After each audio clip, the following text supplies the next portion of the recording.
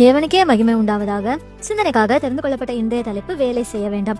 அவன் வேலை இல்லாம கஷ்டப்பட்டுட்டு இருந்தா இவன் என்னடா வேலை செய்ய வேண்டாம்னு ஒரு டாபிக் கொண்டு வந்திருக்கான்னு யோசிக்கிறீங்க.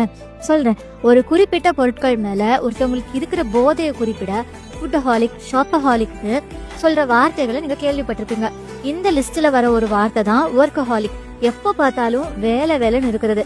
வேலை தான் முக்கியம்னு இருக்கிறது தப்பே இல்லைங்க. ஆனா வேலை மட்டும்தான் முக்கியம்னு இருக்கிறது தப்பு. பிடிக்குதோ இல்லையோ, ஆனா எல்லாரும் வேலைக்கு போறது மாசம் 1ஆம் தேதி ஆனா டான் வர சேலரி நோட்டிபிகேஷனுக்காக தான். எக்ஸ்ட்ராவா காசு வருதுன்னு லீவ் நாள் கூட வேலை பார்க்கறவங்க இருக்கிறாங்க.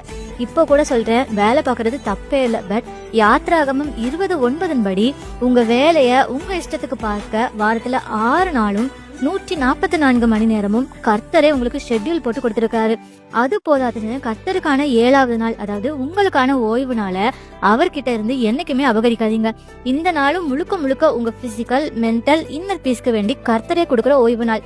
நான் சொன்ன இந்த பீஸ் எல்லாம் கர்த்தரால மட்டும் தான் கொடுக்க முடியும். ஸோ வேலைக்கு போகாம சர்ச்சுக்கு போங்க. ஆமேன்.